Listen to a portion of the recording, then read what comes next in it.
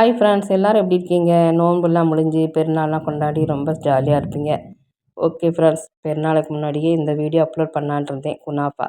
ஆனால் உடம்பு சரியில்லை ஒரு வாரமாக, அதனால் நான் வீடியோவே அப்லோட் பண்ணலை. இன்றைக்கி நான் பண்ணிட்டேன்.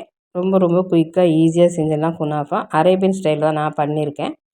வாங்க ரொம்ப ஈஸியாக செஞ்சிடலாம். எப்படி செஞ்சு பார்க்கலாம். ஃபஸ்ட்டு அதுக்கு குனாஃபா சேமியா இந்த மாதிரி டிபார்ட்மெண்ட் ஸ்டோரில் இல்லாட்டாலும் நம்மளுக்கு இது சூப்பர் மார்க்கெட்டில் கிடைக்குது. நான் ஒரு எசன்ஸ் கடையில் தான் வாங்கினேன். ரொம்ப நாளாக அதை வாங்க ட்ரை பண்ணிகிட்டு இருந்தேன். இப்போ தான் அங்கே இருக்குன்னு தெரிஞ்சுது, வாங்கிட்டு வர சொல்லியிருந்தேன்.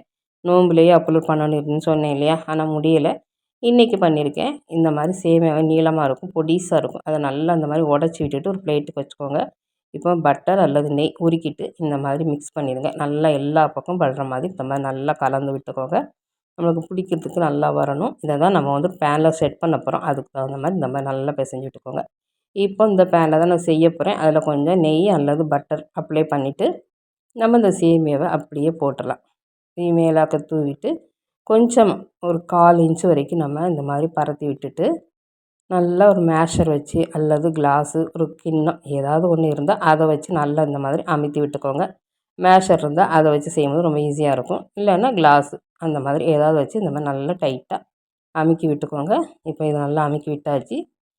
இதுக்கு மேலே நான் ஃப்ரெஷ் க்ரீம் சேர்த்துருக்கேன். ஃப்ரெஷ் க்ரீம் இல்லாதவங்க பால் சூடு பண்ணிவிட்டு கஸ்டர்ட் பவுடர் 2 ஸ்பூனு பாலில் கலந்துட்டு கொஞ்சம் சுகர் போட்டு கலந்து கட்டியாக வச்சிட்டிங்கன்னா அதை ஸ்ப்ரெட் பண்ணிக்கலாம் ஆறுனதுக்கப்புறமா. நான் ஃப்ரெஷ் க்ரீம் தான் செஞ்சுருக்கேன். Original Arabian kunafa. இப்போ இதுக்கு மேலே மொசரில்லா சீஸ் இருக்கு இல்லையா, அது துருவிட்டோ இல்லைன்னா கட் பண்ணிவிட்டோ இந்த மாதிரி மேலே போட்டு விட்டுருங்க. இதுக்கு மேலே நம்ம மிச்சம் இருக்கிற அந்த சேமியாவையும் போட்டு விட்டுருங்க. போட்டு விட்டுட்டு கொஞ்சமாக லைட்டாக ப்ரெஸ் பண்ணி விடுங்க. ரொம்ப அமுக்க வேண்டாம். நம்ம போட்ட மொசரில்லா சீஸு அப்புறமா நம்ம போட்ட அந்த ஃப்ரெஷ் க்ரீம்லாம் வெளியே வந்துடும். லைட்டாக அந்த மாதிரி பண்ணிவிட்டு இந்த பேனை அடுப்பில் வச்சுட்டு 5 நிமிஷமாக அப்படியே சிம்லேயே வச்சுட்டு மூடி போட்டு வேக வைங்க. அது வெந்துட்டு இருக்கட்டும். நம்ம இப்போ இதுக்கு சுகர் சிரப் ரெடி பண்ணிடலாம். ஒரு 3/4 கப் சுகர் எடுத்திருக்கேன். 1/2 கப் தண்ணி ஊற்றிட்டு நம்ம குலாப் ஜாமுனுக்கெலாம் நம்ம சுகர் சிரப் செய்வோம் இல்லையா, அந்த மாதிரி பண்ணால் போதும். ரொம்பலாம் பாகுபதம் தேவையில்லை. ஒரு பிசு பிசுப்பு தன்மை வந்ததும் அமர்த்திடுங்க. இப்போது இன்னொரு தோசைக்கல்லில் நெய் தடவிட்டு நம்ம அந்த வெந்துட்டுருக்கு இல்லையா குனாஃபா, அதை இதில் தான் திருப்பிக்க போகிறோம். அப்படியே குப்புறாக கவுத்திடுங்க. இந்த சைடும் வெந்துடும். அந்த சைடு வந்ததுக்கப்புறமா திருப்பவும் நம்ம அதே பேனில் தட்டிட்டு நம்ம எந்த பிளேட்டில் பண்ண போகிறோமோ அந்த பிளேட்டுக்கு அப்படியே மாற்றிடலாம். அவ்வளோதான். இந்த மாதிரி ஒரு பிளேட் எடுத்துகிட்டு இதில் அப்படியே கவுத்திடுங்க. கரெக்டாக விழுந்துடும். இப்போ நம்ம குனாஃபா சூப்பராக ரெடி ஆகிடுச்சு.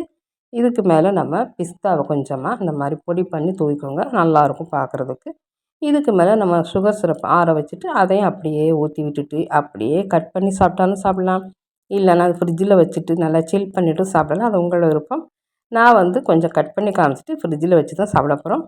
என் பொண்ணு காலேஜிட்டு வந்ததும் கண்டிப்பாக இதை ரொம்ப விரும்பி சாப்பிடுவேன். அவளுக்கு ஒரு சர்ப்ரைஸ் இன்றைக்கி செஞ்சாச்சு. அவ்வளோதான், நம்மளோட குனாஃபா சூப்பராக ரெடி ஆகிடுச்சு. இந்த வீடியோ பிடிச்சா லைக் பண்ணுங்கள், ஷேர் பண்ணுங்கள், கமெண்ட் பண்ணுங்கள். தேங்க்ஸ் ஃபார் வாட்சிங்.